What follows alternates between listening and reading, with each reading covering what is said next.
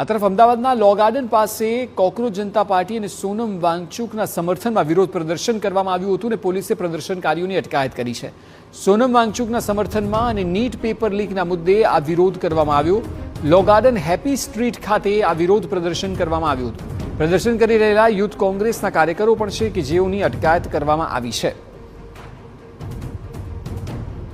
મહત્વનું છે કે દિલ્હીમાં અત્યારે સંસદ તરફની કૂચ ચાલી રહી છે, ત્યાં પણ જબરદસ્ત ઘર્ષણ છે અને તે કૂચના સમર્થનમાં અહીં હેપી સ્ટ્રીટ ખાતે વિરોધ પ્રદર્શન કરવામાં આવ્યું, જેમાં પોલીસે તમામ જે પ્રદર્શનકારીઓ હતા તેમની અટકાયત કરી લીધી છે।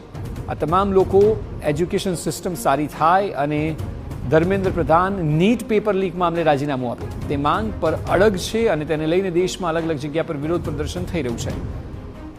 ત્યારે અનેક લોકો અહીંથી પણ ગુજરાતથી પણ દિલ્હી ગયા છે અને વિરોધ પ્રદર્શનમાં જોડાયા છે, જ્યારે જે લોકોએ લો ગાર્ડન ખાતે પ્રદર્શન